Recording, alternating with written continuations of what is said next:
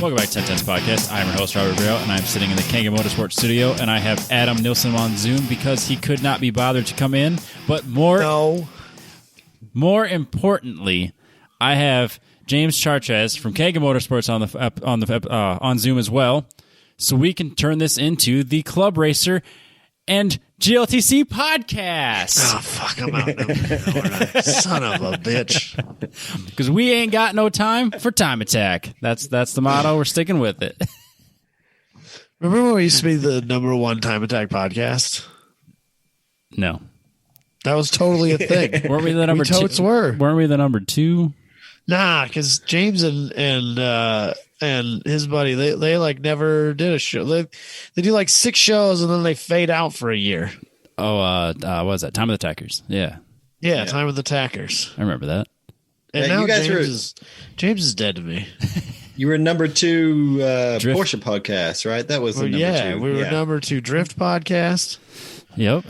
But we don't do any of those things anymore. I know. Now we're the number 1 club racing podcast.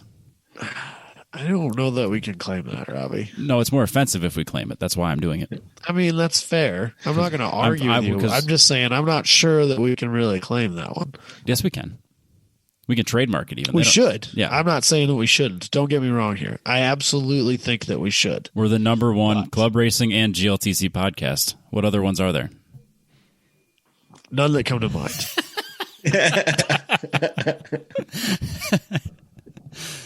They texted us and was like, man, I listened to that whole show and like was talking to you guys a lot. Like, yeah, man. Like he even messaged me privately. Like, yeah, man, I get it. Like, but you know, everyone goes through that, you know, and messaged us about, and then like talk like, Robbie, what do you need to like show up for Grid Life Festival this weekend? And then like, well, fuck you too, guys. My bad.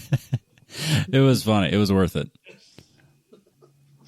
Last 5 minutes. Well, fuck you too. All right. Sorry, Adam. Waited 2.5 hours and now I get to just shit on you guys.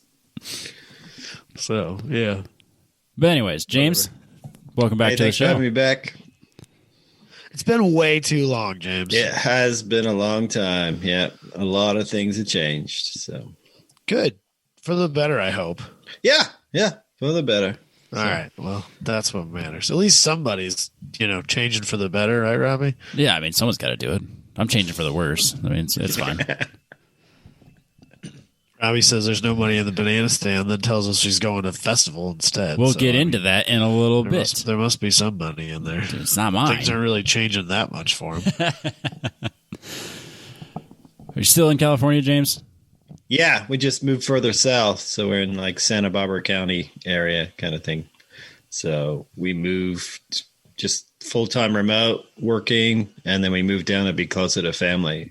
So my wife's family's all lived down here, so it's kind of nice, closer to the beach and, close to family. So it's, nice in that sense, a little bit less packed in the Bay Area. So. Yeah, I'm so jealous that you can work full-time from home. Yeah, I mean, it has its ups and downs too, Right. Yeah, I'm sure, but it's gotta be so good. Yeah, it's nice. It's worked out really well. Just in the type of work that I'm doing, it's worked out. So I'm glad for it. But it means I can't do other types of work, So yeah. Did you have like a terrible commute like I do when you were not working from home? Yeah, it was like 16 miles and it'd take me maybe an hour to an hour and a half. Seriously? Yeah. So have you ever driven in California? That's completely unnecessary. That's insane. I drive 47 miles in 45 minutes. Yeah. Yeah. I'm mad if I have to drop my cruise more than twice. Yeah, you get real good with the clutch foot because you're just stop go. Oh my God, I didn't realize that's insane. Why do people do that to themselves? What I never understood is the people that because I was in San Diego and drove up to Los Angeles and it took me like the whole damn day. Yeah, because it's like you look at the map, you're like, oh, it's not that far, and then you get out there like it's bumper to bumper in traffic in San Diego, and it's bumper to bumper all the way into Los Angeles for the whole 5 hours you're there. Yeah, don't miss the 4 or 5 lane bumper to bumper. Don't miss that at all. So, like, when you're talking to a person about going to a place, do you speak in terms of time or distance? So if you can time it right during the day, like if you can, you need to go off to a site or see somebody or something, you can do it during the middle of the day. It's all fine. It's just like peak hour for, anytime between like 3 and 7 going home is terrible. And like anytime in the morning between like 6:30 and, 9:30, 10. So I used to leave like, it was exponential. If I left like 5 minutes later, it would take me 15 minutes more, kind of. Yeah. So, I've noticed that even in my commute, like if I'm 5 or 10 minutes late out the door, it's 15 minutes late to work. Yeah. So like, yeah, I used to go in early and then try and leave earlier. So like, try and get into work at 7 and then work through and then go home. Going home was bad no matter what, but at least I could control the morning. But yeah, don't have to do that anymore. So.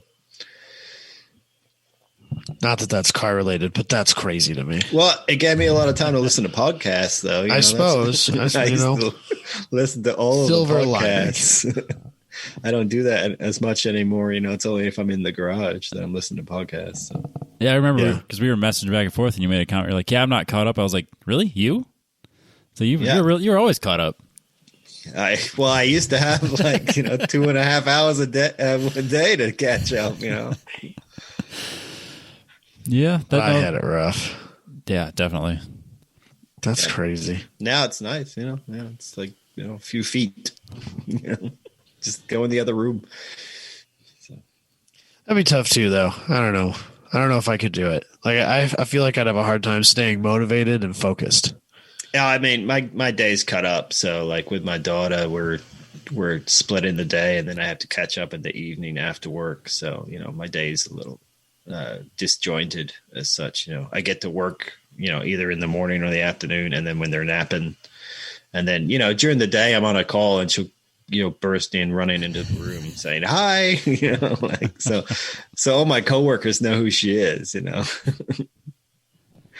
Yeah I've gotten plenty of FaceTime calls. Well, my coworkers all know who my kid is too, so just anyway, weird times for everybody, I think.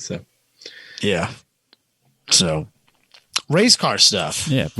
Before we jump into it, where do we want to start? Yeah. Before we jump into it, let's remind everybody to head over to techbosscompany.com. That's TEKBOSS company.com for all of your electric ATV and scooter and pit bike needs. Use the code, 10/10ths podcast. You get 10% off, which is a really good deal considering how they're really not that expensive to begin with. I think we had a bunch at Heartland and everyone really seemed to like it. We actually sold a few while we were there. And I think what do we have? The 36 volt? No, I don't remember. I think so. I think it's a 600 watt scooter. Yeah. It's gotta be the Mad. I'll try to pull it up, but my computer's so bad. If I do too many things, it won't work. Yeah, it was the Mad Air 36 volt. Yes. Scooter, and it was perfect. Yeah, just zipper. No, I think that's the right amount of speed and battery life, and like it gets up and down hills nicely enough, and it'll go through grass and stuff like that. It's the right amount of everything for the track. Yeah, and you hook a like tire trailer up to it so you can run the tires over. And it's not quite that strong. I don't think. Yeah, you might need Death Machine for that. That's the 2,000 watt one.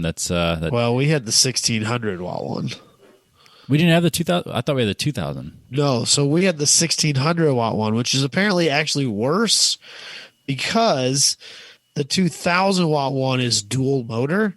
Yep. And so it's only putting 1,000 watts to each wheel, whereas the 1,600 watt one puts all of it to the one wheel, and that's why it's a wheelie machine, and that's why it's the Death Machine. It's actually not as fast, but it's more dangerous than the 2,000. And I shouldn't say it's dangerous. Once you get used to it, it's great. Yeah, it's fun. It's fast. I shouldn't say it's dangerous because it's like, oh, I don't want that anymore. It's a ton of fun. Don't get me wrong. So we gave it to yeah. Dalton's got that one. Yeah. Because that's the person that needs it. Yeah, absolutely. Yeah, that's the guy you want that one. Yeah, the guy with 16 stitches in his thumb. Hey, I don't even think we talked about on the show, but yeah, he tried to rip his thumb off with the Camaro. Yeah, it happens. Oh God. Hey, so sometimes it happens when you get hurt in the garage. Okay. Yeah, I mean it's a perfectly reasonable thing for any sane person to do. Yeah, it just happens. We'll talk about it in a little bit. Yeah, he was moving the engine and transmission or something. I don't know exactly what he was doing. I know he had it out of the car already, so I don't know if he's just moving it, but it slid off the jack and his thumb. That's right. James doesn't know. Yeah, we didn't talk about this at all. I don't remember if it was his left thumb or his right thumb, one or the other, got smashed between the sway bar and the part of the jack that comes up. And so then that's at an angle, right? And so then the engine slid down that with his thumb pinched between it, and it basically just tore the bottom of his thumb off. And split his thumb long ways. Like a hot dog, man. Like it was. Yeah. Like the only thing the only thing holding the meat together to from the pad of his thumb to his fingernail, that was just hanging there, and the only thing holding it together was his fingernail.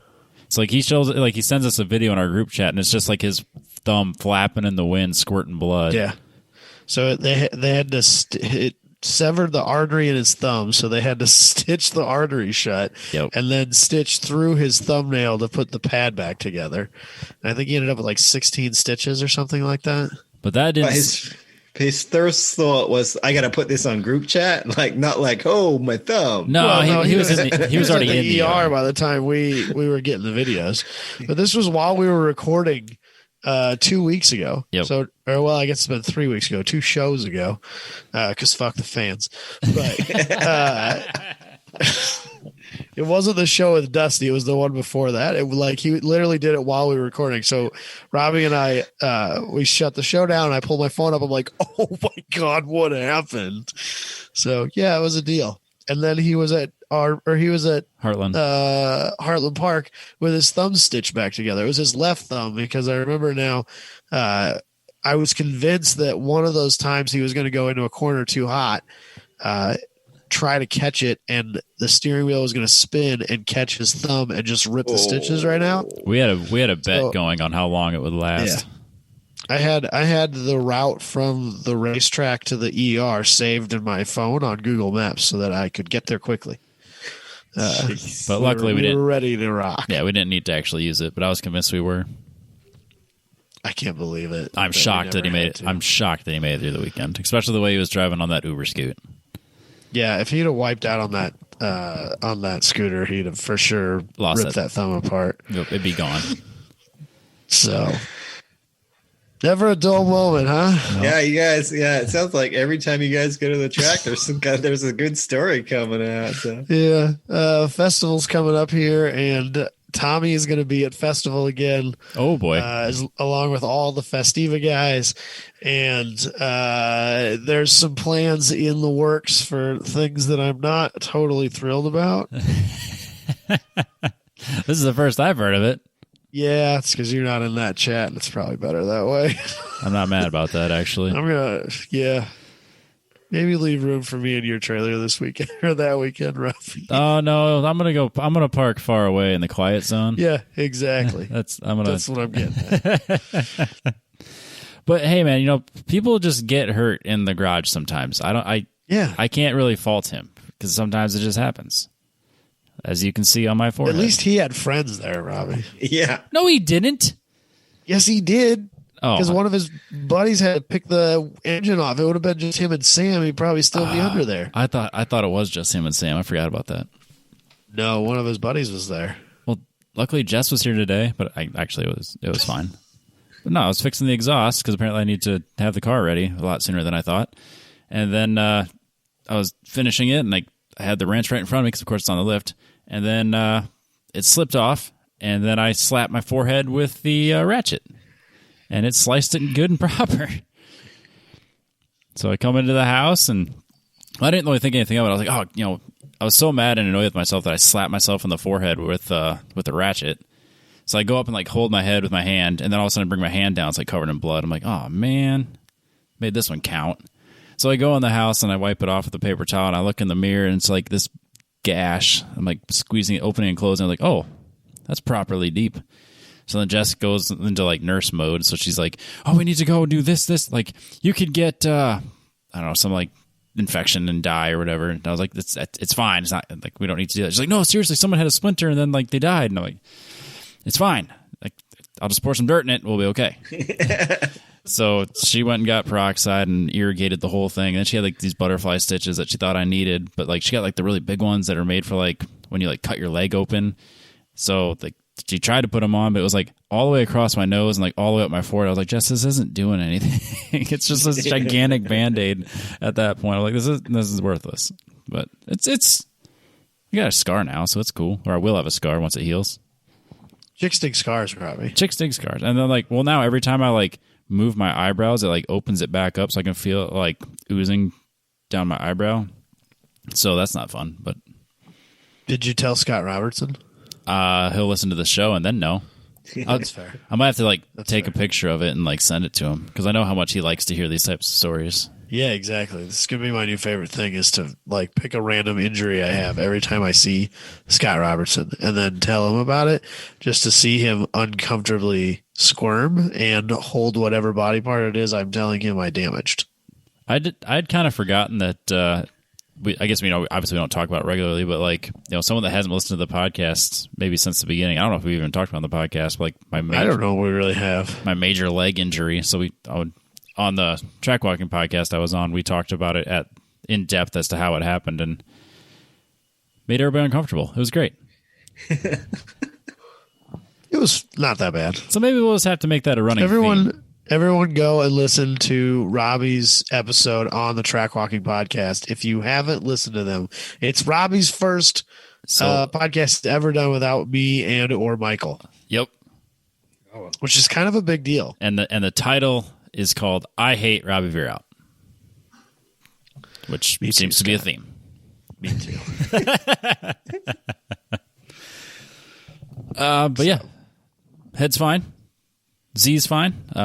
Dalton's thumb, I think, is fine. I think he has feeling back in it. So I think then he has no stitches in it. Yeah, and then because I got hurt in the shop today, I felt that it was proper to wear the Iowa Man racing shirt because that's just what you do. Like you get hurt. Yeah. Now we all wear our shirts.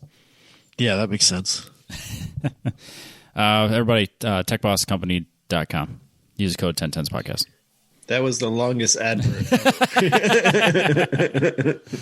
Whoops. No, that's how it's supposed to go. It's good. Yeah. We bring it back around. Now we're back in the regular show. We're opening it up, presented by Factory Fabrication. We're not doing that, though, Robbie. Yeah, but I mentioned it. Factory Fabrication. I'm bad at this. No, I'm terrible at this or not. I'm bad at this, so I don't have an opener this week. That's fine. This opener is presented by Factory Fabrication. Use the code 10tenths, and Booney will be confused. I think you're going to... I don't know that there is a code, right? There's not a code. There's definitely not a code. Is there a code for Tech Plus, too? Yes, there is a code for them. All other codes are real, but if you go to Factory Fabrication and you're talking to Booney and you're like, okay, I want to buy this furniture, and you say, the podcast sent me, I want to use the code. He'll be very confused. But, he listens to the show, so he probably won't be as confused. He'll be annoyed, and that's even better. Yeah, it's like Booney's stuff isn't really the stuff you go on the website and you just type in, I want one giant railing from my house, right? Well, he sells custom furniture and stuff. Yeah, or like metal furniture and stuff like that you can buy. He does have a store. Like, you can order some stuff. Yeah. Like these benches and tables and stuff. Skate rails, yeah.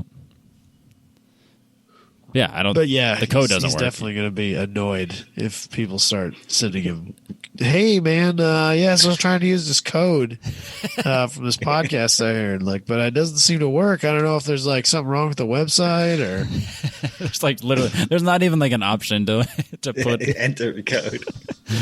I can't find where to put it. Can you help me out or what, man? It adds a surcharge, right? That code. Yeah, it's a 10% surcharge. It's for sure. Yeah, just mention Adam and then just watch your bill go sky high. Anyways, fact. Hey man, we've been chumming out, talking about LMP1 Audi stuff. So Wow. we're besties. Yeah, That's nice. we're turning a new page, Robbie. I give it 3 conversations, max. Then it's right back around to hashtag I hate Adam. Why are you so negative? Because I know both of you very well. I don't appreciate that at all. I think you both enjoy the hatred between each other more than you enjoy the friendship. No way, dude. Like, Booney and I don't get it wrong. Like, Booney and I are friends. Of course. I mean, for all the people out there, like, Booney and I get along. It's just funny to pretend like we hate each other. Exactly.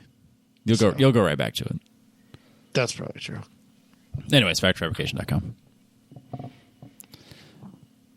James, what have you been up to? Like, it's been a long time. Because I think because you weren't on at all in 2020. I don't think. I don't think that's true. Was it like early in the year? Yeah, I think he came on shortly after we moved to your house. So like January, February time. But like before COVID hit. Yeah. So like January, February, maybe March. Yeah, maybe. Yeah, it was definitely before COVID, so it might have been. Maybe I did an episode then. I don't even know. I feel like you came on at some point when we were first trying to figure out what the newest version of the podcast was going to be. Oh, yeah. Post Michael, right? Yes. I think I did do an episode post Michael. Which apparently he's married now. So congratulations to Michael. Congrats. Yes. Congrats. Yeah. So, but yeah, I feel like you were on at least once since then. So it's probably been almost a year and a half, though. Yeah, it's easy been a year. Did I have my daughter then? Did I have my kid last time I was on? I don't know. I don't know. How old is your daughter? How old is she? She was born December 2019. So. Oh, then yeah. It's for sure been after that. Yeah, she was real little, but yeah. Yeah, so she's coming up on 2. So yeah. Yeah, okay. Yeah, maybe I did. I don't know. The fans will let us know. Oh, yeah. There's an episode out there. Year and a half.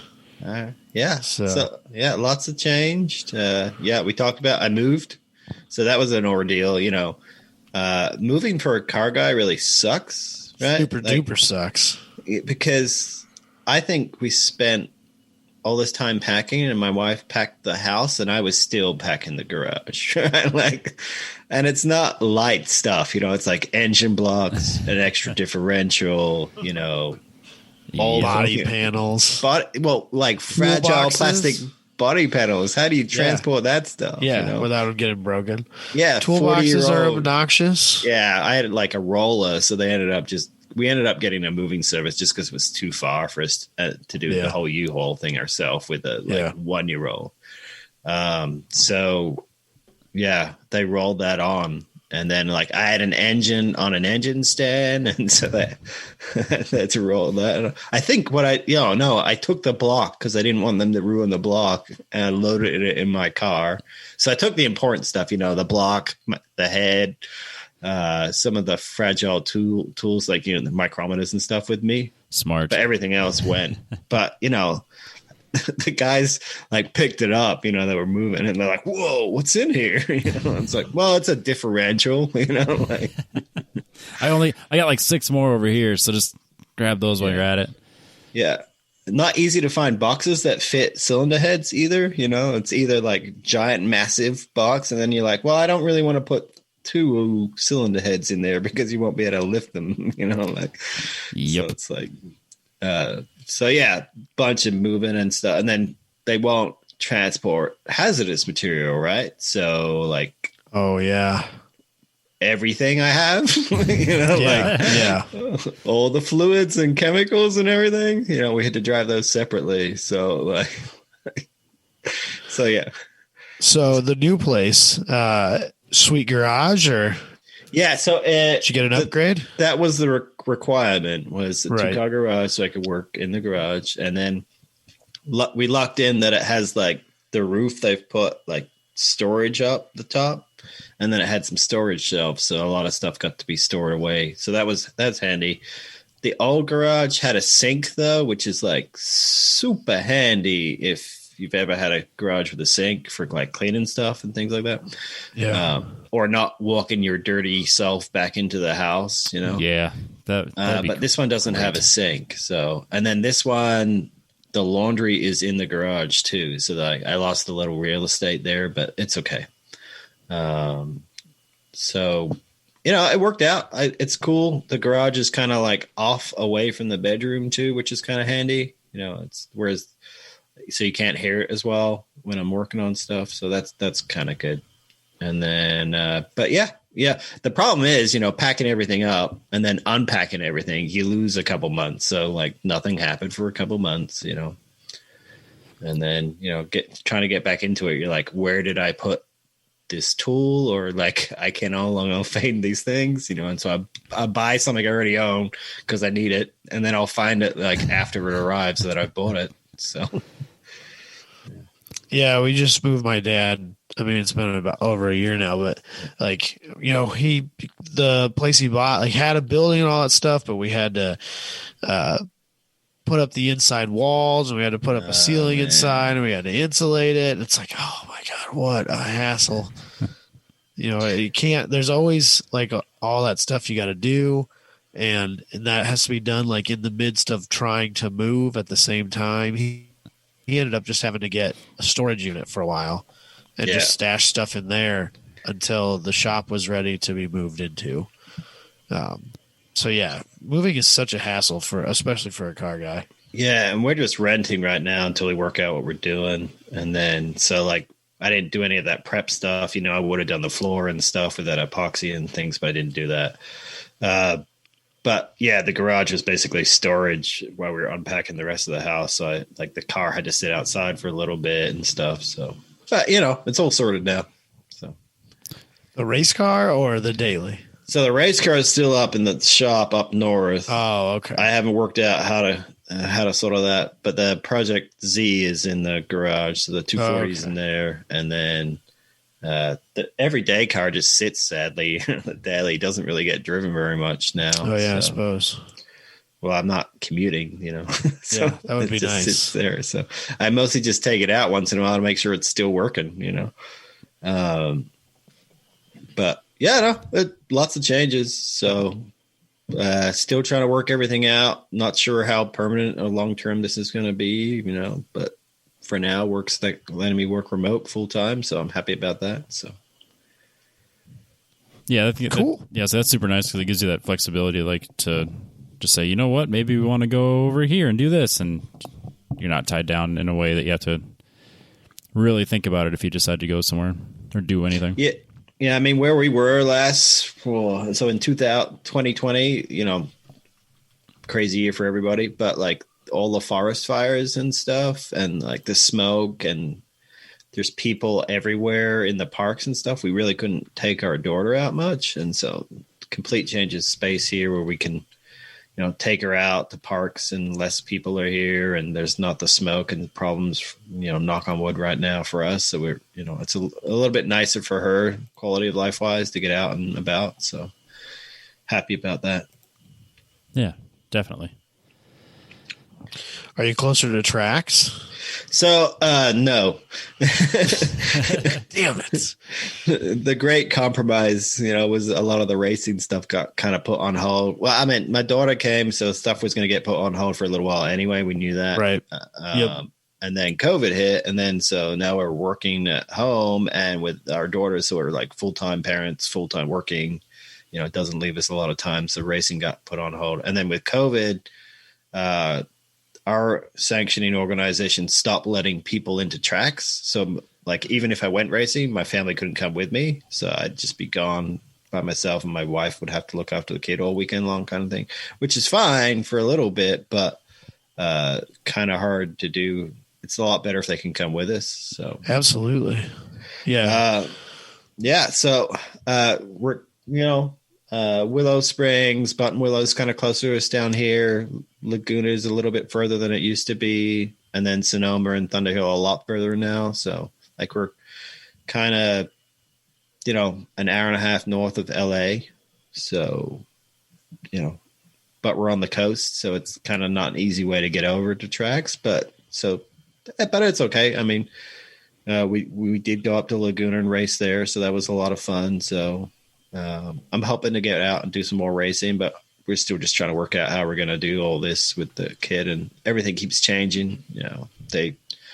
We're going to put the kid in daycare, and then a couple of daycares got shut down because of COVID. And so it's like, all right, what do you do? Do you put her in daycare? Do you not put her in daycare? This kind of thing. So, yeah. We live in the world where our closest track is like 4 hours, 5 hours away. Yeah. I used to be like, 3 amazing West Coast tracks easily within 4 hours, so. Yeah, we don't feel sorry for you, in the slightest. You have to drive 10 hours? Oh, man. What's that like? That's just like a normal tow. Yeah, 10 hours to Gingerman? Yup. Yeah, gotta take a 3-day race weekend's a 5 days gone because you gotta commute there and back again. Yeah. We've got elevation here. I don't know if you guys have elevation changes or something. We don't believe in that. No, we don't believe in that at all. Keep it That's flat. just it's not fair to the people who are afraid of heights, and we're just trying to be all inclusive here. So we just keep it nice and flat, nice and easy. Those people that get sick on roller coasters or whatever. Yeah, we don't want that. It's not it's not the inviting atmosphere we're trying to create here in Iowa. Yeah. So you don't want those apexes sneaking up on you, No, blind corners. Who likes that? That's scary. So, one day I got to make a trip out there and go to some of you guys' tracks and actually meet you in person a little bit more. Yeah, that would be wild. That's true. We've never met you, have we? Yeah, so you're one of the few people that we're regularly involved with on the show that that we've never actually met. Yeah, that's crazy. I didn't think about that, but yeah, because at this point we've met Dusty, quite a few times. And you're kind of like one of the other OGs we haven't met. Yeah, I mean, there's a big difference between the West Coast and the Central, right? Yeah. So the closest we've ever gotten is PPIR. Yeah, and then I didn't make it out there. That's what we got to do. I got to make it out there one year, and then we can all meet up there. Come hang out for a festival. Yeah, I think that's probably a longer drive for you than me out there. So that's just 14, 15 hours. I mean, that's just a normal drive. Oh no, dude, it's just a weekend. It's like 11, maybe 12. Yeah, it's really not that. It's just a weekend. A quick jaunt, frankly. It's gotta suck though. Like for me, like when you got to push the car under the trailer and it's all banged up, and you got to do a bunch of work on it afterwards.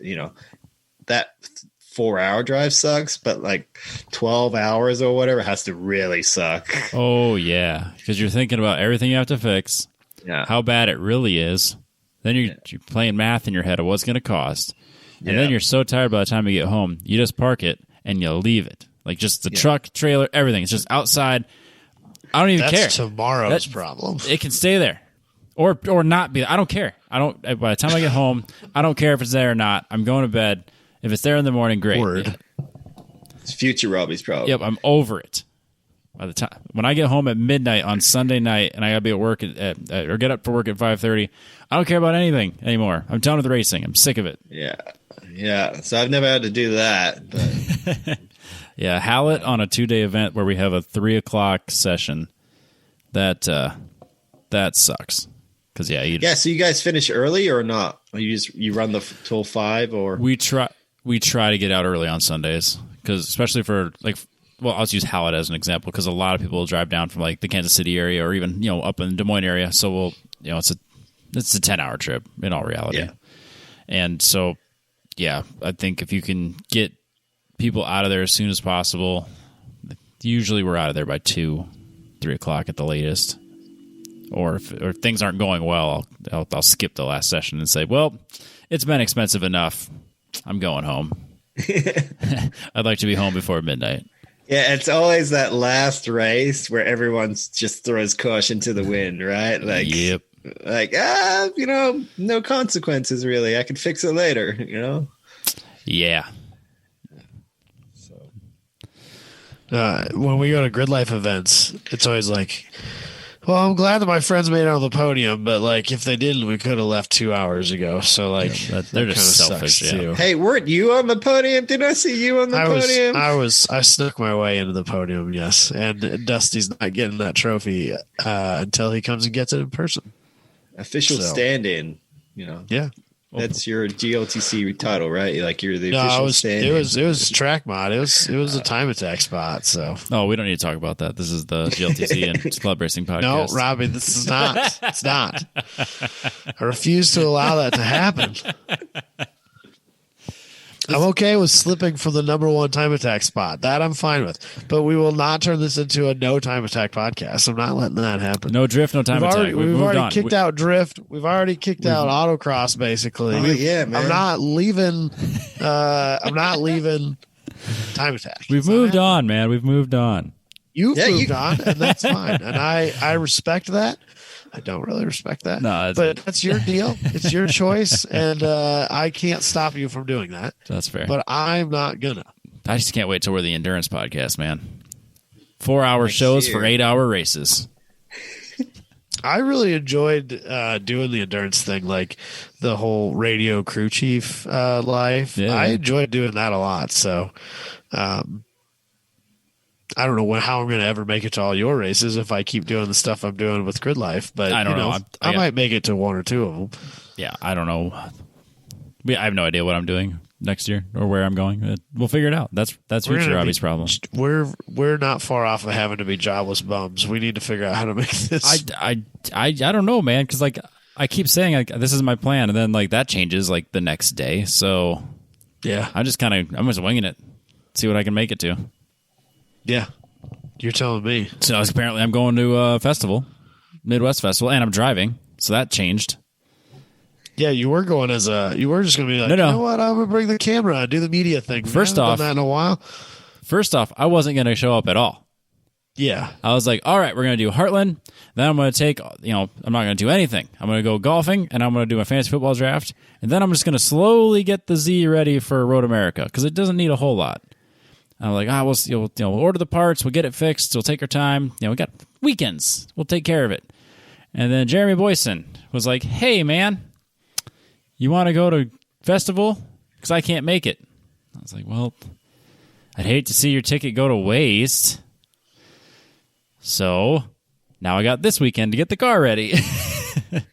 You're just doing him a favor, right? Yeah, just making sure it doesn't waste the ticket. Yeah, I don't want to just throw a ticket away. So I'd feel bad, I'm doing this for him, really. I think I was texting you or something, or messaging you, and it's like, hey, so when's your next event? And you're like, well, I'm not really going to be driving, but I might go to this. And then like, I don't know, like 30 minutes later, never mind. I'm driving. Got to get the car ready. Talk to you soon. Yep, that's exactly how it went. Thankfully, I don't think you have a lot to do to get the car ready. No, the biggest thing was that I wanted to replace the wheel hubs with the 370Z hubs so I could get rid of that pad knockback issue. So those are ordered, but apparently they're not shipping until next Tuesday or Wednesday, which is really annoying because they're supposed to be air quote in stock. So that's going to be. They're not getting done. Is that going to be a trackside thing? No, I'm not swapping the hubs. Well, I guess if they show up, I'll bring them. We can see how it goes. But what I'll do is I'm going to do so I fixed the exhaust. As you can see on my forehead, I got that done. So that, it's drivable and ready to go. I just need to this weekend put in that Willwood residual pressure valve that keeps 2 psi on the front brakes, so that it prevents that knockback. So I'm going to install that this weekend because that's the $20 fix, and that's supposed to fix it. So that should at least get me through the weekend without having to constantly fight to get the pads back where they're supposed to be. So you just gotta. I think you got to make sure they don't drag. Yeah, on that. Yep. Yeah, they offer 2 psi, 4 psi, and 10 psi. So apparently the 2 psi works really well on the 350Z. But the 370 ones, they just bolt on, right? It's 4 bolts or whatever for that bearing hub assembly. Yeah, it's all the same. Like it bolts right up. The GTRs, the 370s, and the 350s are all the same, like bolt pattern or on the hub. And I'm sure there's like the G35, the G37, the QX45, like all those I think are the exact same hubs. once, like for the most part. So I just know the 370 is the one you want. So I'm not sure if there's any differences between them, but that's what I ordered, and that's what's supposed to be here eventually, apparently. Yeah, I think that stuff all ships from Nissan North America, and they've only got a few warehouses at the moment. So. Yeah, so because I ordered it through Z1 Motorsports, and then I think they just drop ship. Yep, that's kind of what the email sounded like today. Everything else should be here this probably the next day or two, so I can get it at least ready to go. And if I don't have the hubs, it's still drivable and ready to go. But sweet. Back into the field of 54 to 60 GLTC cars. Man, that's gotta be crazy on such a small track. It is crazy on such a small track. It's wild. The starting, like, they're not all the way out of the last corner before the front row is crossing start finish. Yeah, it's a lot at the start of the race. Yeah, how do you wave off the green on that one? Right, you can't. You don't.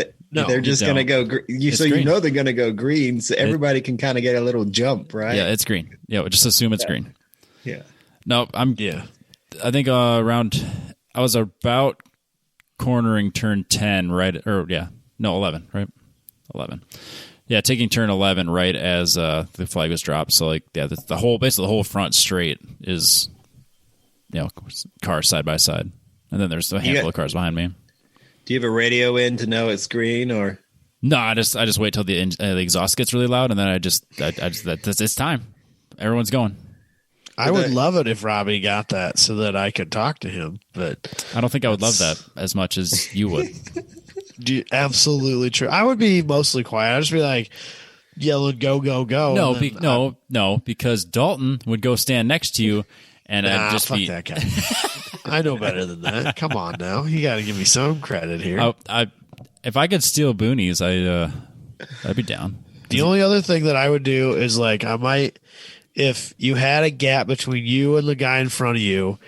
I would maybe give you lap times for the U2 so you know whether or not you could chase that guy down, or just little things like that. I'm not going to be super chatty, drill sergeant trying to have a conversation on the radio. How's it feel out there, Robbie? What's up, man? Hey, why aren't you talking back? What's up, dude? No, I'm not going to be that guy. But turn me if into there's Kimi useful Räikkönen. information that I can provide, I'm going to provide it. There's a accident in turn 3, get ready for a yellow. That would be useful information. I would be more than happy to provide that for you. I could see if Booney would let me steal his new radios. I think it's for the team to test to make sure they work. I feel like that's, there you go. Yeah. I think what Team Robertson does is that I think he just uses Bluetooth headphones. I think so. And a phone. I do have Bluetooth headphones. And I think he just calls. I think Becky just calls him and he answers, and then off they go. Can he talk back then? Yeah. Well, I don't know if he can. I'm sure he can talk. It's probably really muffled and hard to hear. I'm trying to think. I'd have probably my phone in my pocket so you wouldn't hear me. No, but most of those Bluetooth headphones have microphones built into them. Oh, I guess mine don't. Right. Maybe if you have AirPods or something like that, it's built in. Oh, is it really? Huh. Yeah. I learned something today. But yeah, so actually, huge thanks to Jeremy Boyson for thinking of me first and offering those tickets up. And now I get to go to festival, and I'm not going to do any photography things. And so it's gonna be a blast. Yeah. So my hot tip on the restarts or the starts with the green is you watch the corner workers, because they'll drop the double yellows when it goes green straight away, and that's how you jump people without radios. So. Nice. I'm trying to think. I don't know if that would really work at Gendron because there's no corner stations right there. Yeah, I think you'd be past the last corner. Hopefully, you're past the last corner Maybe station not, by the time. God, I would hope so. I mean, it's going to be a long line, but Jesus, well, I wasn't be single file. Yeah, I wasn't quite that far back last time, but maybe I will be this time. I don't know. Yeah, it depends on the track and where your layout is. Everybody seems to be getting such a stacked field. Not to say that Heartland wasn't stacked to begin with, too. But oh my, there's nobody's missing this. No. Except apparently Jeremy Boyson. Yep. So I assume that I don't actually have to drive the Z. I assume the rig and his Cayman or the RSX comes with the tickets. So I'll pick those up on Thursday and just take the whole thing to Gingerman. I assume that big area that's normally his is mine now. So it's nice that Jeremy just rolled out the red carpet and I get to take his spot at Gingerman as well as his spot on the track with his car. Well, if you're leaving Thursday, you're not going to get that spot before Dalton does. So, oh yeah, actually, I know I'm missing most of Thursday. I've already accepted that.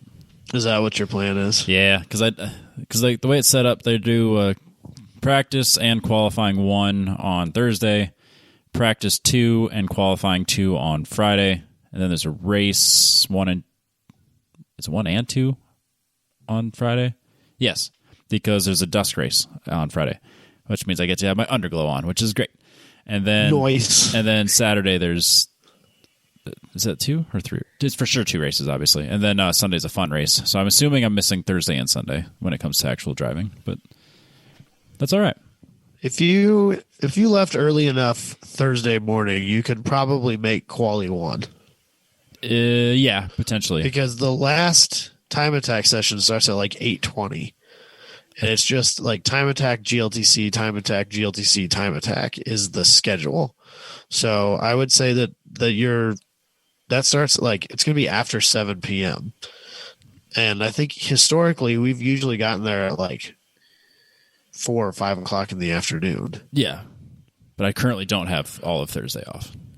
Oh. Because I did not actually up until like yesterday, I didn't realize that there was that much stuff going on Thursday. I was like, cool, we'll show up on Thursday. Yeah, that's got all my vacation requested. I was like, great. Then I looked at the schedule, like, not great. That's a lot of time that I need to be there. Oh well. Yeah.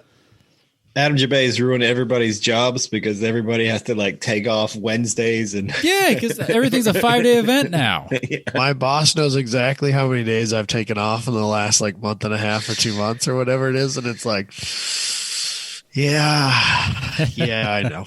He's got the chalk marks up on the wall right in front of his desk. He had that stat like right there when we were talking about like, yeah, I know. Yeah. What do you want me to do about it? Like, you keep telling me to go. You could tell me no, but you don't. So I don't want to hear about it. No, I'm not too worried if I miss all of Thursday because I've been to Gingerman before. I'm not going to get any faster by doing 2 full sessions on Thursday. So if I can get practice qualifying and then do the races on Friday, that's good enough. That's the spirit, Robbie. I'm not going to get any faster. I'm as fast. Why would I ever try? I'm at 10 tenths. I'm already good enough. No, it's yeah. I'm not. I don't need 3 sessions of practice. We'll be fine. I'll take all the practice sessions I can get. Every single, as many minutes as I can have. Nope, I don't blame you there. But I know that with my schedule, it's not going to be as convenient as I was hoping. But that's all right. Yeah. Well, I meant free ticket. Can't complain. Huh? No, everything's a bonus at this point. So yeah, I'll be a Gingerman. Fucking Robbie. It always seems to work out, huh? Right? Yeah, it's kind of annoying, I would imagine. Watch those hubs show up tomorrow with something, Yeah.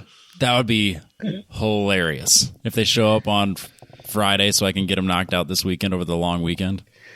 Yeah. So, you got that shift link thing. It just shows up. Yeah, there's only one in the country. I'll see if I can get it, which normally means it ain't showing up for months. Nah, it shows up the next day. It's fine. Yeah. And it only costs $28. I can't believe that. Then like who doesn't drop a head off at the machine shop and get it back come on, the next day? I mean, that's just customer service. I assume that's how it happens everywhere. Which machine shop has the capacity to do that right now? Like everything's like 6 to 8 weeks. No, man, it's like the one that's what I thought for sure. I thought, Robbie, you just will figure out how to buy new heads because you aren't seeing those until like, November. But nope. I'll be to your house. No, we got if I call them tomorrow, they'll be like, yeah, sure, bring them on in. We'll get to them when we get to them. It'll probably be, sometime in October. Or 2022. Yeah. It's not that. It's no time at all to deck ahead. It's easy. And they're like, yeah, we'll knock it out. 2 days. I'm like, are you sure? Yeah, 2 days. 24 hours. Honestly, I think that the fact that it is like the simplest of engine machining processes is probably what saved you. Oh, for sure. And it didn't need any extra work. It was literally if you needed a valve job, yeah, forget it. No, it was just a quick skim. When you looked at it, you could see it's been machined, but like it still had like discoloration. It's like, I mean, they hardly took anything off of it. Like it was just zoop. Okay, you're good. It's flat. Perfect. Flat enough. Yeah, I mean, it didn't leak. It's fine. So, yeah. Yeah, I waited months for parts. I know you did. And I hear him like, oh yeah, they did it like overnight. And then the problem was I didn't have time to go pick it up, like what? Yeah. Are we gonna have to name this one I Hate Robbie Real too? You do whatever just like you want, every episode is version 2.0. Yeah, that worked out for him, didn't it? Oh yeah. From now on, I'm just gonna say I'm not going to any events, and we're just gonna see how things work out. And just say, I didn't get a ticket, and you see I didn't. Tickets come flying at you. You do realize that's how I went to festival last year at PPIR, right? Same thing. Yeah, same thing. I know. Same thing. I'm not going to PPIR. Somebody who didn't have a car ready to go. You know what, Robbie? You go. You go. This crazy podcast and these awesome people. Shit doesn't happen to me. I'm just saying. That's not true. It could happen. You've been offered lots of things, and you've turned them down. That's true. That's because it feels different to me when they're like offering to buy me things. Like, I'm not okay with that. I'm kind of okay with that. No, I'm not. I accept it. I'm okay with it. I don't ask for it, but if it gets offered, I'll take it. I'm not okay with it. Granted, no one's bought me parts, but I have gotten tickets. Yeah, that's what people are trying to do. And I'm like, nah, that's not where I'm at. I get that. So, yeah. But anyways, this is James's show, and I like hijacked it because that's what I do. Yeah, I'm just here to chat to you guys. I don't care. So, tell us about how working on the Datsun, because apparently you're not getting parts in 2 days. Yeah. So, I've been working on the Datsun when I get time, but I don't have a lot of time. Let's be honest. Anyone who's has kids and is working from home and full-time parenting kind of knows the drill. So, but when I do get time, I've been working on it. So, got the motor to do, but I was waiting on parts, and then I got new brakes that I've been putting on, so I did that. But of course, as I was doing that, 40-plus-year-old car, I rusted out hard lines, so I had to get those replaced. And then, the replacements, they never quite fit just right. And so then I had to adjust all that. And then because I'm pulling it apart, it's while I'm there, I may as well refinish the brake booster, and I may as well do the master cylinder. And, 4 months goes by, and you're like, oh, yeah, this thing's hasn't been off the jack stand in 4 months. So, yeah. Now it's driving, so it's great. I was going to say, I saw you cruising it. You've done a lot of stuff to it. It's looking good. Yeah, I mean, I really got into this plating, so I bought like a Caswell kit, and I've been doing the copycat yellow zinc plating. So, it's amazing how much time that takes, but it's kind of like you can set it and go. It's just a lot of prep work. So, right. But it comes out looking amazing compared to like rusty stuff. So I've been doing that a lot. But that also delays, as soon as you take parts off, you're like, oh, I should plate it while it's off. And then 2 weeks go by before it's plated. So are you going for like the concours quality with this car, or? Mostly just trying to get rid of the old rusty stuff, right? And there's a bunch of stuff that the past owner had done where they, rattle canned over a bunch of things, and and it was starting to rust. So it's mostly fixing all of that. Gotcha. But it's a driver. I mean, it has gone on the track. It will go on the track again. It's just, while I'm at it, syndrome strikes a lot on that car. So, And you seem to, maybe perfectionist isn't the right word, but you definitely seem to be attention to detail. And I think that really, that really shows on that car.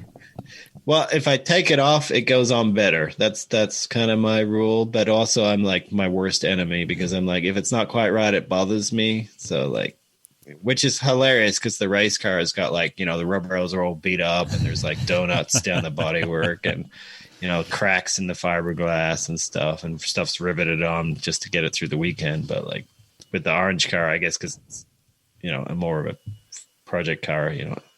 I guess I find projects to fill the time. I don't know how that works. Yeah, I don't know. I'm sure I could just drive it around and it'll be fine as it is. But, you know, while I'm at it. Yeah, I get it. Well, like, I kind of went the total opposite with the Z. I was like, I wanted to replace the Y pipe because the one's like not great because because it fell off at Heartland. And I was like, well, I can't guarantee I'm going to have one here.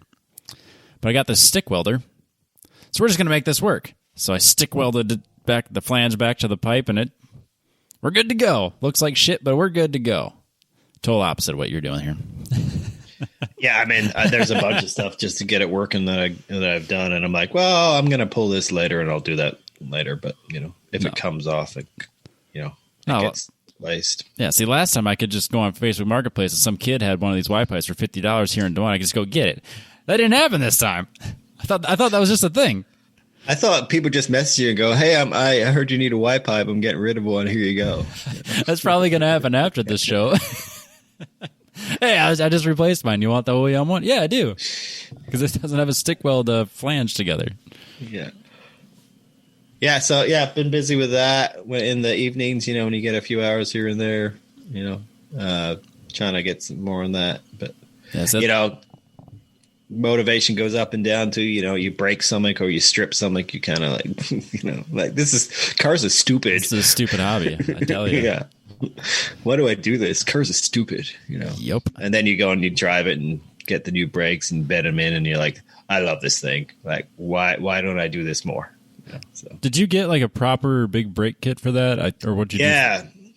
I bought the kit from Z-Car Garage, which I've been like honing over the few years. It's custom designed for this car, and it uses like the OEM handbrake, so you don't have to worry about that. Nice. And then it's like the pedal feel is real amazing. Right? A lot of the big brake kits, the pedals just suck. But this one, and then they track drive it. So the big reason I wanted to switch brakes was I could get like 2 laps, and then I would cook the brakes on the Z when I was getting towards the end of tracking that car, just as I was getting up to speed. I suppose they have pretty tiny OEM brakes.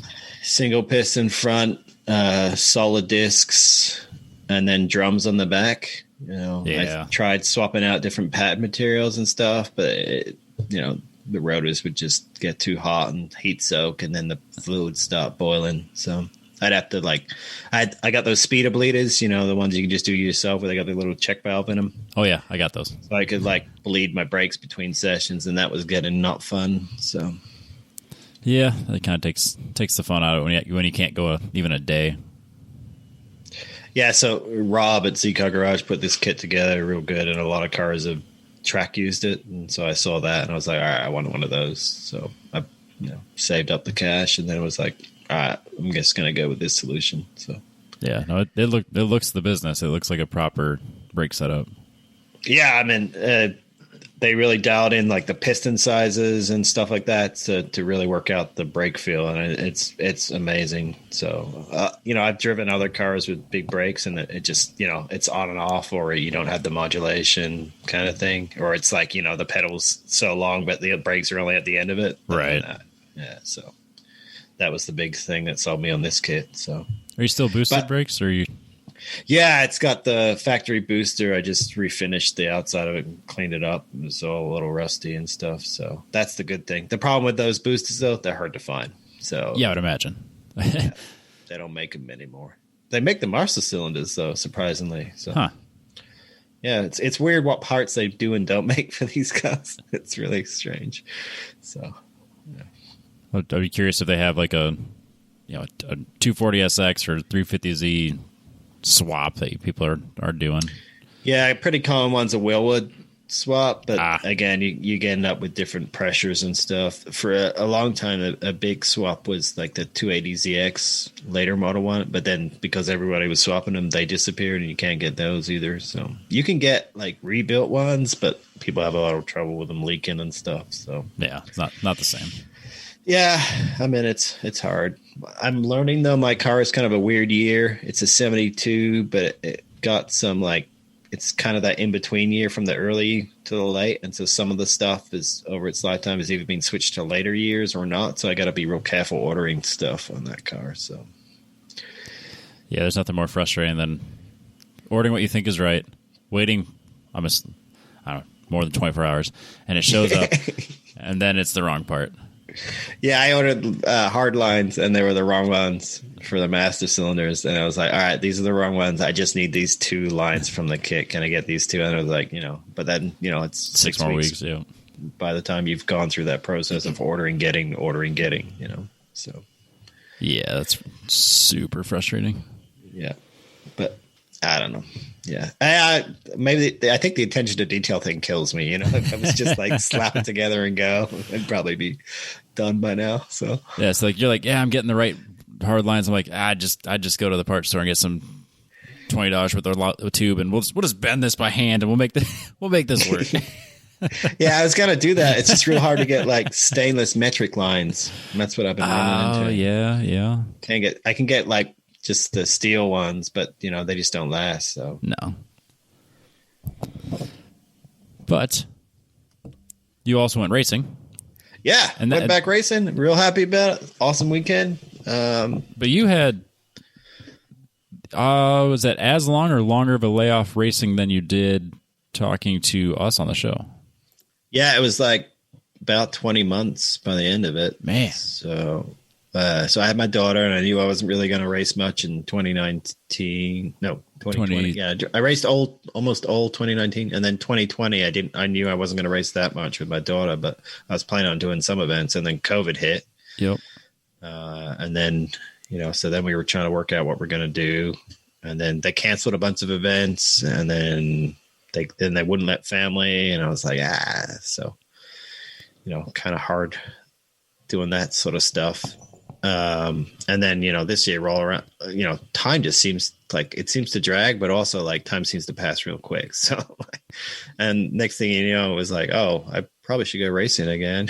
Like, let's see how we can do this. The daughter's a little older. She's interacting. Let's see, take her for the weekend. And so we went up to Monterey for the weekend. It was awesome. So I got to go racing, and my wife and kid got to come and visit, and they went to the beach and aquarium and stuff. So they loved perfect.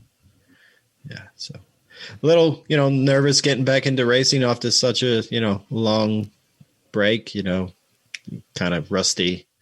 Did you do did you do anything prep work wise for like from a mental standpoint, like sim racing? I don't know, anything or was it just kind of like, I'm just going to go out there and do it? Yeah. So I've been, sim racing, I have like an Xbox One, that with the Fanatec wheels and pedals and shifter and stuff. And so I was driving that a lot, late night drives on Forza Horizon or, Forza Motorsport 7, just driving around, kind of scratched my driving itch for a long time there. And then, so I've been doing that for a while, but for this event, coming into it, I was actually real thankful that, I used to take better track notes. So like if I'd stopped like 6 months before or maybe a year before, I probably would have had really bad track notes. I used to write, brake harder or, brake deeper, lighter brake. And it's like, well, lighter than what, relative to what, man? Yeah. So I actually started, brake number 5 or like braking at this point, move it 50 feet or whatever, move it to this marker or, count this or whatever. And that's like a really interesting point I'd never thought about. Yeah. 'Cause, if I look back at some of my old notes, I brake harder. I don't know how hard I was braking in 2 years ago. I don't know. Nope. But like, luckily I started doing that within the last year when I was back racing in 2019. So. No, your article that you wrote for your website on that was super helpful. I actually printed off, like, I think it was there's like a PowerPoint thing where he kind of had like the cliff notes of it. And I kept it in my binder of like track maps and just like things that I like. I have a binder where I keep like my tech sheets, like track maps and just random stuff like that. Sometimes the rules for like mid-if, I kept the rules in case they got brought up. And so I had a copy of that part of your notes. So like when I was doing my track notes, I kind of referenced that. I was like, okay, he was doing this here. Okay, just as a way. I got that from Ross's stuff. Like that was when it really clicked for me. It's like, oh yeah, this makes more sense now. Like. Like my track notes are way easier when I go back. So that really helped a lot. So I knew what I was doing. I had data so I could see what I was doing. And then, mental stuff, just trying to get ready. The whole point of the weekend though was to have fun. I think that really changed it for me. Like it wasn't like this wasn't a fun event to see how it's going to work with the kid and the wife and just going racing. It wasn't like, oh, I have to be on the podium or whatever. I was like, no, let's just see how I do. And if I still really want to do this thing and put the time and money into it and stuff like that. And so that was great. It kind of took the pressure off, but I was amazed at how quickly I got up to speed just with that sort of stuff. Like I was within a second and a half of my best lap times there after the first 3 sessions. So, oh, awesome.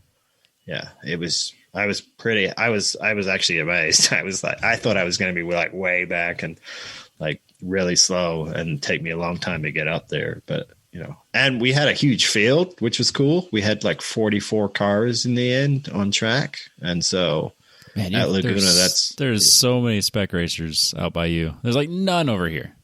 Yeah. Yeah. I mean, East Coast, West Coast, that's kind of where, Southeast and the West is a lot. So, because before we announced that we were buying the MPO or that Booney bought the MPO one, everyone was trying to figure out what I was doing. They're like, oh, you're buying a spec racer Ford so you can race with James. I'm like, well, I don't live in California and there's nobody here with spec racer Ford. So I knew that was definitely not the case. It was like, there's no way. That doesn't make any sense. Robbie's not going to go there. Like that's, If James and there was like, or if you were closer, or if I was closer to you, or if there was like a 40 car field here, maybe that would hold some water. But yeah, I could have seen it if there was a decent following around here, but like there's like 3. Yeah, if Robbie's going to stick with club racing independently, he's going to stay in GLTC because that's the best place to find decent field sizes with a large enough variance in skill level. To have somebody to chase after no matter where you're at. Yep. That's what you want. Yeah. That's what you want in racing, right? You don't want to be going out doing a glorified track day, right? Where nope. It's just you that's three. Exactly. Yeah. You want to race people. That's where the fun is, It It's doesn't even matter worse if you're than time 20th attack or if you're out 40th. there by yourself. Yeah. Oh, exactly. I completely agree. Even worse than time attack. It is. Time attack's terrible, right? The worst. What is this, Sunday Cup? God damn it. Don't even get me started on Sunday Cup. Oh, man. But no, I completely agree. Like the first time I was at Gingerman, I was super nervous and I just wanted to survive without having any incidents. And then Heartland Park, I wanted to do well, but I'm fully aware of the level of competition for the first, we'll just say at least 16 drivers. And then I know I'm not in the first 16 drivers. So I'm like, well, hopefully we have some good competition. And I did. So I was able to battle with the 4 guys that were similarly fast as I was. And I'm fully aware that's what it's going to be like at Gingerman. There's going to be probably 25 drivers that are very, very, very fast, and they're on this end of the spectrum. And then I'm over here on that other end of the spectrum, and that's fine. Because there will probably be some other guys down there with me, and it'll be good racing from start to finish. And that's all I care about. I just want to get better.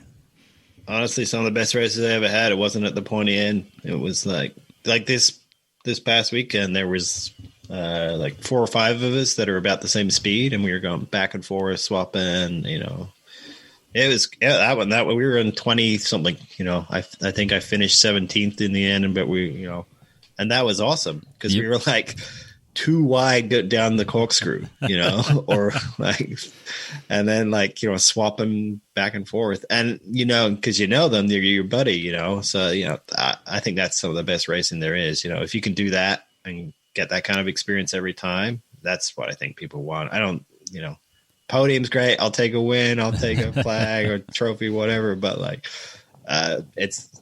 it's fun. We're doing it for fun, right? We're doing it because we love it. So if you can have those races, that's the whole reason. So no, I completely agree. But you and I were texting before you went out there, and you kind of were mentioning like, man, I'm kind of nervous, like just taking that step back into it.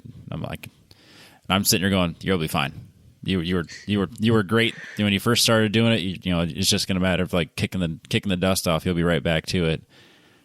But like, was it that way? Like, was it as simple as seriously, as soon as you strapped in, you're like, focus, ready to go, no problem? Or did it take a few laps, a few races? Like, I mean, where were you at mentally? Yeah, so, yeah, I mean, I was nervous heading in. I was real nervous, yeah, it's not dangerous, but it is not dangerous kind of thing. Mm-hmm. You can technically get hurt. I'm not sure anyone's ever died in a spec racer, but I think you can, people have got hurt. Theoretically, you could, yeah. Yeah. So, that, was a little different for me because it was like, now I have responsibilities and other stuff. But, that wasn't really nervous. My nerves was, I haven't really driven much. When I was driving, I wasn't driving stick. I was driving my daughter around town or doing whatever, like I wasn't driving anywhere near as much as I was commuting and all that stuff. So like, was my presence and awareness of cars around me still there, and at speed, was I able to do what I used to do kind of thing? That was a lot of what I was nervous. Like, I didn't want to ruin somebody else's weekend. Let's like wait on my line more than like ruining my weekend or whatever. Like, I was less worried about destroying the car than I was like, I didn't want to be that guy that ruined everybody else's race kind of thing. Yeah, I know that. But also, getting back up to speed and, sucking, I didn't want to suck, So, but like first session out, bam, like first lap, slow, just taking it easy, making sure I got the feel for it. And then I was like, oh yeah, I remember this. Yeah. And then, started the brake modulation came back. The big thing that I don't have a fancy sim. So the big thing that, the car rotating under you, that butt feeling and in your back, and that, there's no way to get that other than to like go kart or drive or, physically do it, or have like huge expensive simulator. So as soon as that came back to me, that was when it made the difference, And then, yeah, once you start to do it again, you're like, and then you come in off that session and you're on a total high and this is awesome. I should do it again. Why don't I do this? And so then you were like, okay, yeah, injected with the drug again. And now on you go, like the addiction's back, right? Like, oh yeah, this is awesome. I know that feeling. You jump out, you're like, did you see that on turn 3? Yeah. Just super pumped about it. Like, just doesn't matter. Like the whole weekend at Heartland Park, I never looked up what position I was in, except to go figure out what position I needed to go line up in for the next race. It didn't matter. I knew I wasn't first, so it didn't, like, who cares? Like, I'm battling for the guy that's in front of me right now. If I can get in front of him, then I'm gonna battle the guy that's in front of him. And if I can't battle him, I'm gonna try to keep the guy behind me. And it was just good. It was like, I wasn't stressing about position. I was just stressing about being better. Yeah, my whole thing was like, I'm just going to go have fun, but it very much switched, and there was like, I had to keep turning myself off of like, oh man, I should check my data. I think I can get a couple tenths here, or it's like, whoa, like we're not here to do the tenths thing, like my daughter kind of wants to play with me a little bit. Let's go, do that a little. So yeah, I had to check myself a couple of times for like. The red mist could definitely set in really quick, and competitive me can take the better, control. But like, I had to be like, no, we're just having fun. Let's just go race and do what you have. Yeah. So, but the second race kind of was not a good race though. Last race of the weekend for the cars and everybody, 40 something plus field. So you guys only do 2 races? Yeah, we only get to do 2 races in a weekend. So we have a qualifying race and a qualifying race on 2 days. It was just a 2-day weekend. Gotcha. We used to do like a festival where we got 3 races one weekend, but like I think that we don't do that anymore. How long is a race for you?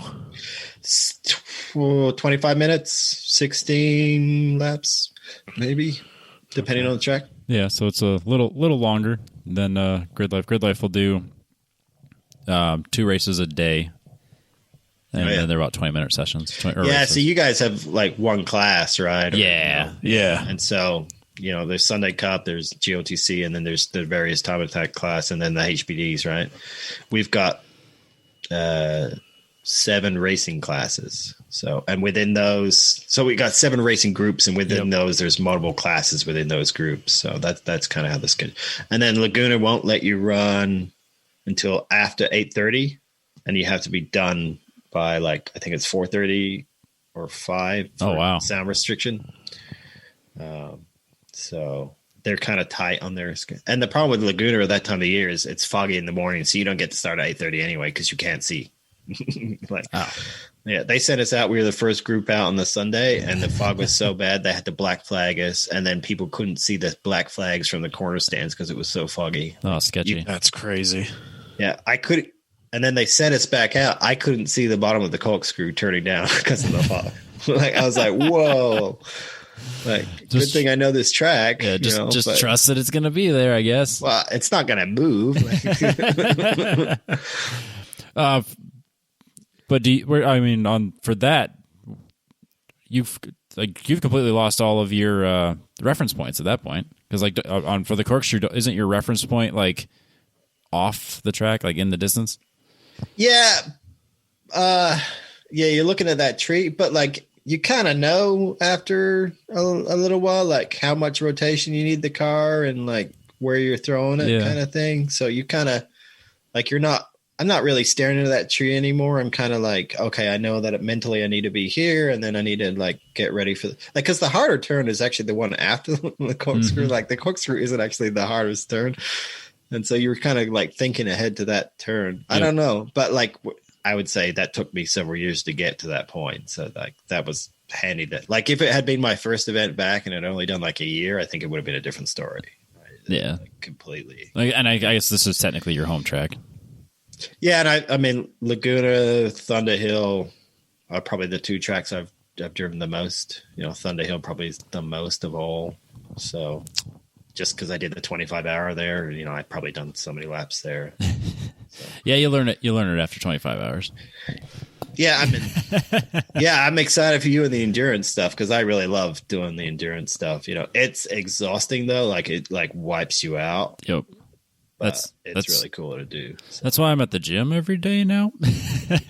I'm trying to take my fitness super serious, so that if I can't be the fastest, I'm hoping to be at least the fittest, so that I at least don't get tired. It's the mental alertness and drain is probably the biggest one that I think for that. I also like doing the stuff Adam does. Like I like being on the radio and doing the pit crew stuff and things like that. So I find that stuff fun. Getting the car prepped and knowing how to speed up a pit stop and stuff. I like that stuff too. For sure. The mechanical engineer in me takes over kind of thing. So. Yeah, I can relate to that. yeah. When you're talking about binders and stuff, I'm like, yeah, he's an engineer because I have binders too, and it's like, I got my notes. And they're dated from what time I was there, and what my setup was, and what I changed. Yeah, I got the weather, I got the temp. I got everything, man. I got Ross's, how to check your notes in like 10 minutes, an hour or whatever it is a day. Yep. Yeah, I got that stuff too. Yeah. Yep, I save my speed secret stuff. I got all the stuff that's super important. Like that's important. I'll save that one. Yeah, go through them all. Yeah. I mean, it's hard to just which one do you need when? That's the thing for me but the more you do, I think the less it becomes about like driving skill, like turning the wheel and whatever. The more it comes like a mental thing. After years, that, to me, it's once you get the some of the basics down, it becomes all right, mentally, it's more of a, where to use your cognitive ability versus your, subconscious kind of thing. No, that makes sense. But yeah, this second race, we had 3 green laps, and the rest of it was, the safety car won, finished first, probably had the fastest lap time too. But we had like multiple safety cars out, maybe 5 or 6 cars destroyed. Yeah. Oh, we had, they impounded all of us at the end of the race. It wasn't like, we've got to pick the ones that had contacted and then you 6. All right, here you go. They're like, no, it's just easier if we just put you all in. And the one then we'll or let two. you know who can go. Yeah. So, yeah. Yeah, I had a couple close calls. Crazy. I was like, I'm just staying out of this. I want to go home. How do you wad that many cars up in one race? That's insane to me. Second corner at Laguna, but turn 2 coming into the hairpin, someone clipped someone's back tire, spun them around, so they were like counter course facing. Some guy plowed into him nose first, and then the 10 cars behind them are backed up, and you lose a couple more there. So that was the first incident. And then like a couple cars try to go too wide without giving room in some turns, and they end up beached in the gravel, so like that brings out the safety car again, so a couple cars take each other out and breakers steering them, and then they're middle of the course with everybody going around them. So God, I'm picturing that perfectly because I've done that on iRacing so many times in a Spec Racer Ford. I can see the whole thing, man. Yeah, that's one of your go-to cars, isn't it, Robbie? Yeah, because it's so hard, and it makes me realize all the mistakes I'm making. I know Dalton always says like I fucking hate that car. I was like, yeah, I know that's why I like it, because it shows me how bad I am. I need to use it to learn. Yeah, I haven't run it, but I hear like it's way more tail happy than the real car actually is. Yeah, that seems to be the case. It's almost like the engine's like a foot further back than it actually is. So like when you're driving, like if you like, and iRacing's bad that way anyways. Like you can't just like bring the ass end out and bring it back. Like it just doesn't let you do that. But especially with the Spec Racer Ford, like if you get slightly unbalanced or push it so that the back end's a little further out, I mean it's already gone. Like there's no catching it, and it's just you looped it. So yeah, it's all about balance and throttle control, or in the case of like most turns, it's just when in doubt, throttle down. Yeah, keep the throttle in on turns on the Spec race. Yeah, I mean the first year everybody loops the car, like snap oversteer, just by like if you lift mid corner on a fast turn, everyone does that in the Spec racer. But like I don't think it's as bad as the iRacing makes it out to be. No, and I think. Yeah, it's in reality you can feel it, you can adjust for it. Yeah, that's the thing. I think the feel, because in iRacing, if you as soon as you can tell like your screen's doing like what you would normally be feeling, it's already too late, because it's past what physics is going to allow, because that's how you can see it on the screen.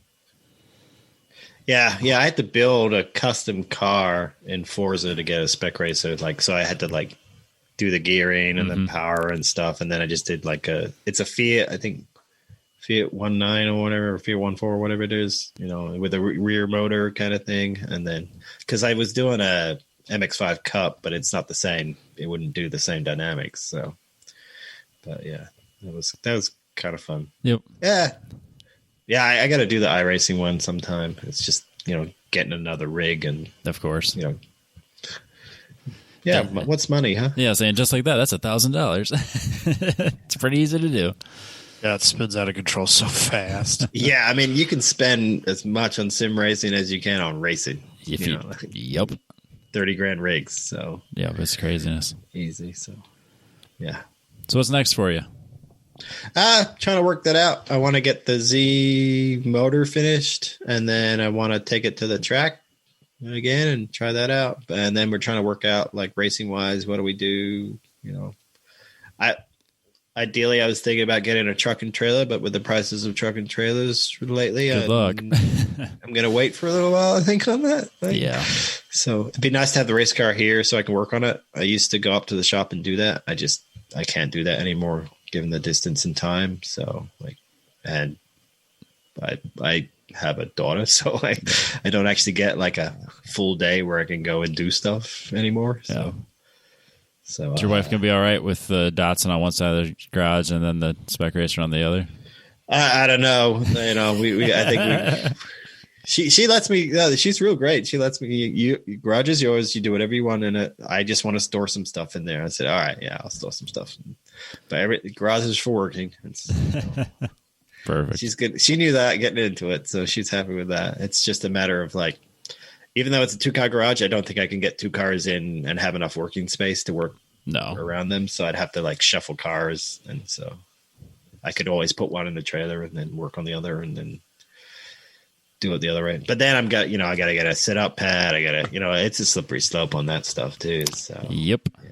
And then, next thing I've got, Dalton's rig. Yeah. And a lift. I mean, the whole thing. It just.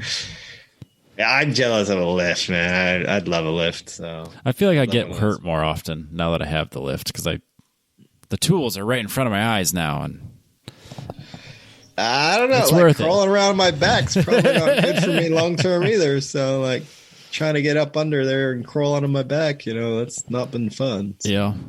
No, it's not an issue that either of you deal with, but I hate crawling around on a creeper because I run my hair over all the time.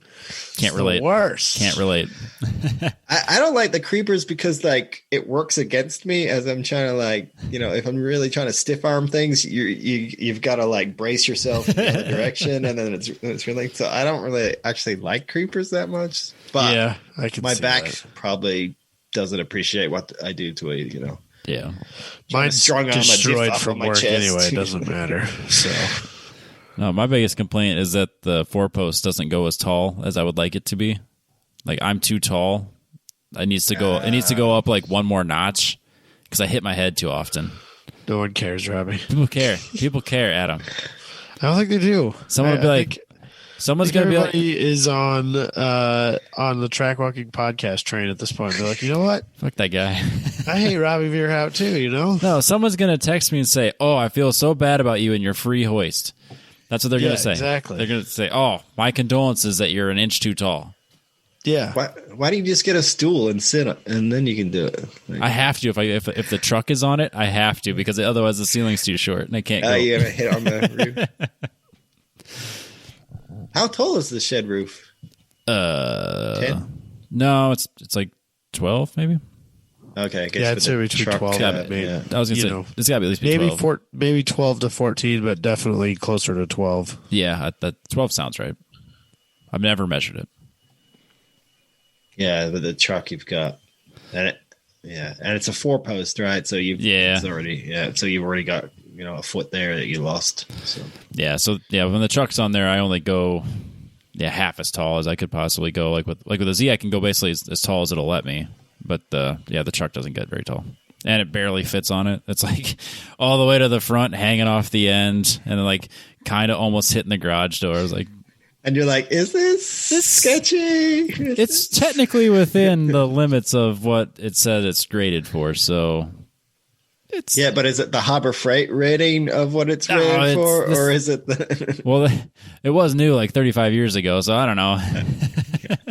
Yeah, how's that pump holding it up, No, the pump's fine. It's there's some rust on there that kind of sketches me out a little bit, but it hasn't fallen yet. It's fine. It's anchored to the floor. It's got those locks, right? It's got the of course, and they all work, every single one of them. So we're fine. I maintenance that. It's all good. The important stuff works. That's good.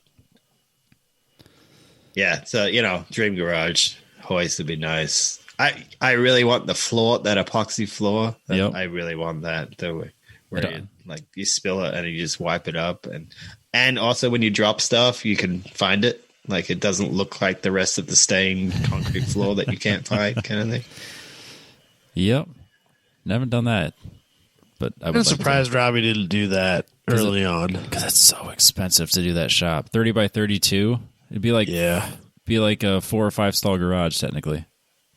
Yeah, I bet it'd be 3 or 4 kits. And it adds up. How much was the kit for your trailer? I got. So I think the epoxy was, I think I got it for like 75, and then the clear coat was 100. So yeah, almost $200 for the trailer. Okay. And that's that gets expensive real fast. We need 4 times that, huh? Yeah.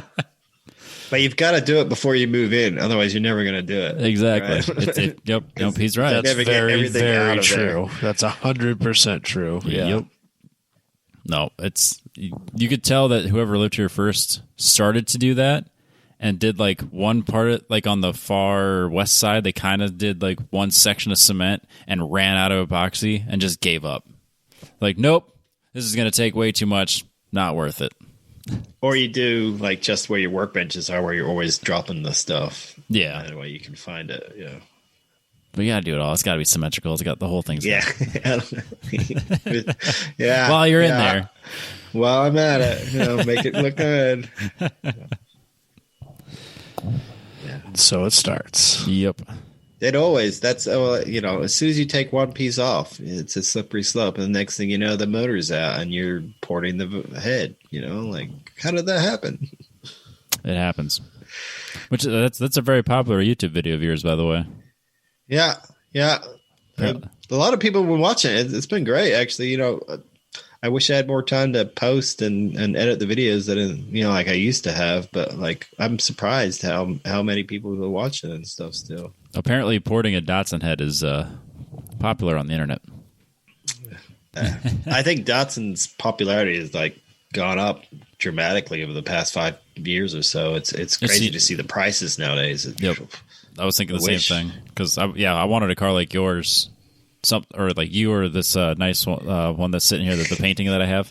Yeah, I really love that painting. It's a great painting. Zach did an awesome job on that from Eyes Up Auto. Like, if I could get a Datsun like that. A few years ago, the prices didn't seem so outrageous. Now they definitely seem to have gone up. Yeah.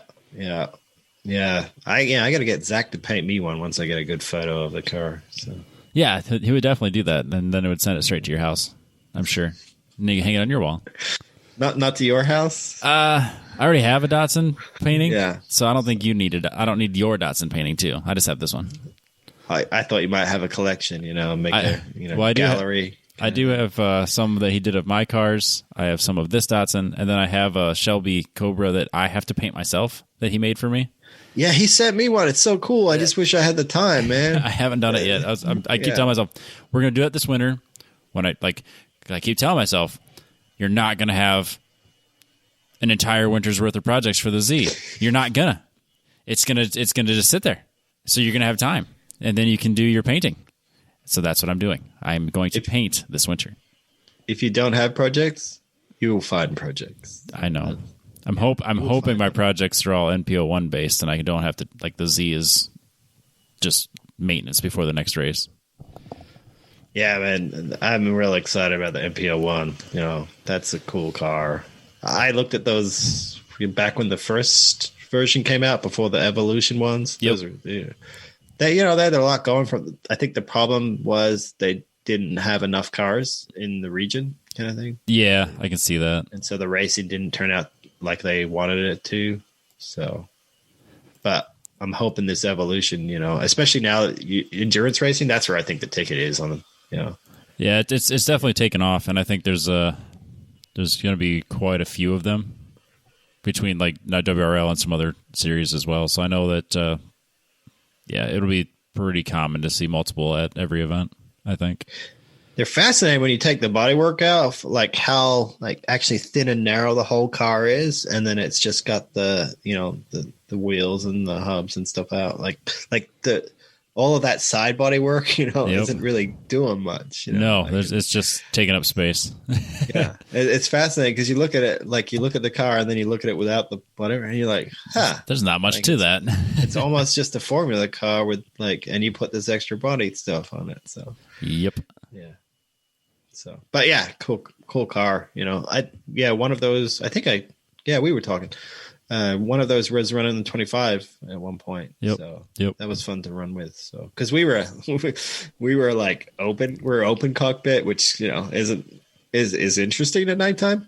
But they had closed cockpit, and we were always, that's kind of nice, closed cockpit and all. So yeah. Then you're wiping the bugs off the windscreen and not your visor.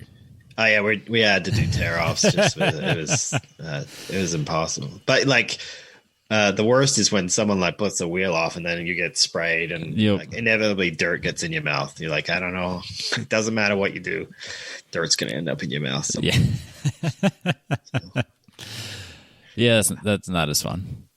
But yeah, looking forward to seeing you guys out in that car. Yep. You know, cool. Well, I'm hoping that we can do things and then convince you to come to those races and hang out, and then we can meet you. Yeah, that'd be fun. Yeah, I'd love to do that. Yeah, that's just a silver lining as to why we bought it. It was like, oh, now we can finally get James to come to the Midwest. I don't think that's why Booty wanted at all. No, it was part of it. It was definitely part of it. We talked. Yeah, cool car. I'm looking forward to seeing that the Midwest. There's races outside of the Midwest that you can, or that you'll probably be at. It'll be fine. We'll find a chance. We'll find something. High Plains would probably be the WRL race you could most likely make it to. Yeah, I've almost gone out there before. Big Mission Motorsports. I was going to run with them at one point, and then COVID hit and everything changed. So I was going to run in with them in 2020, I think. So, it just didn't work out. So. But yeah, I know. I guess I got to get back racing, but now it's, time. Time is my enemy right now. Yeah. So. Being an adult, responsibilities.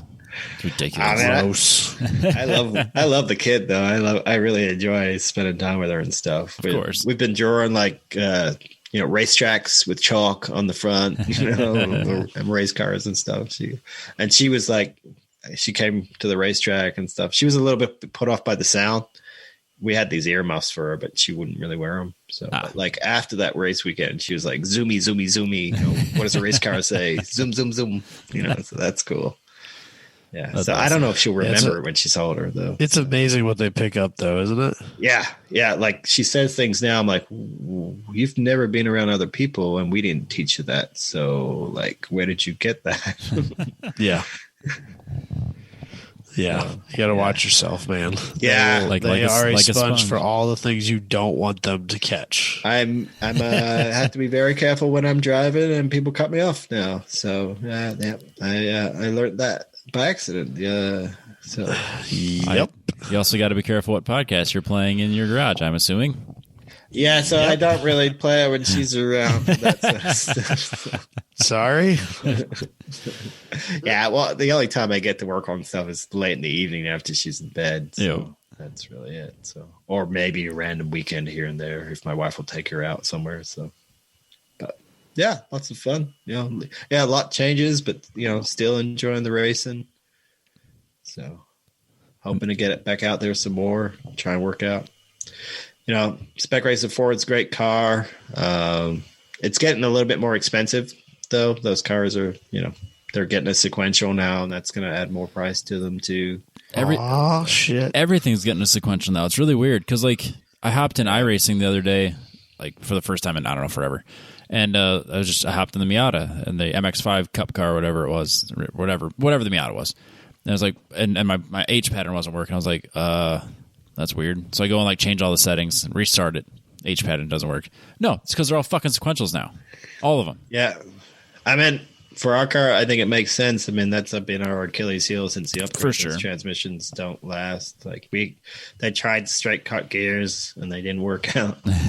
They tried, the Mazda gears worked out to be better anyway. And then, but you go through a transition, every season or half season or 1.5 season, depending on how well you treat your gears. So it makes sense to upgrade it and go to a more, stout transmission, but, it makes the car yet more expensive. So I was like, what transmission are they going with?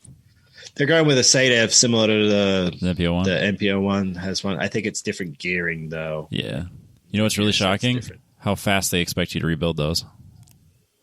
Well, you can slide the whole gear case out without removing the transmission. Is kind of nice. So that's good. No, we were looking at it because like just the maintenance on it. Like you need to change the oil every like 5 hours or whatever. It's like that's not going to work for an endurance car. Like you don't really have to. It's like then you got to rebuild it after X number of hours, and it was like not that many hours. But like we were looking because the Formula 3 cars had the same one or nearly the same one, so I was able to get my hands on one of those manuals, and it kind of walked through the rebuild process step by step. I was like, this, if you have the tools, there's not much to this. Yeah, there's like a few transaxles that are like that. I think the Mendiolo Transax, so you can slide all the gear set out and do it and back in an hour or something. Perfect. But yeah, they're trying to make it, I think, so you can because to get the transmission out of our car, you got to pull the motor out. You can't get it out otherwise. Oh, that's kind of a pain in the ass. Yeah, so if you can change the gears and fix that between, so the problem is when you do a clutch or which happens a lot, you got to pull the whole motor and then put the transmission and put it all back together. And so that's depending on, there's some guys that do it all the time. They're quick, but for me, doing it takes me time. So, and it always happens at the track. So yeah, of course. That's a late night. Yeah. And all the tools you need are not right there.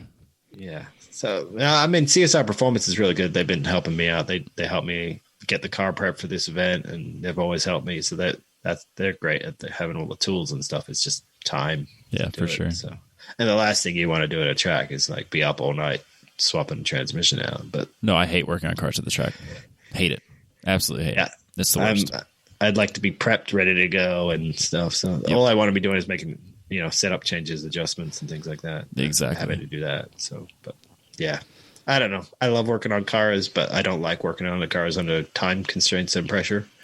Yep. So, but completely agree. Happens.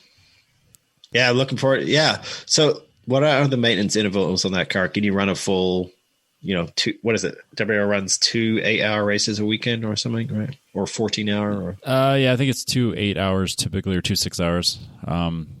Should be no problem to do weekends, but yeah, I think I'd have to double check, but it almost sounded like jumping out gear oil, because it's like it takes like a quart and a half, or like a liter. Like it doesn't take much, so it's like a bottle.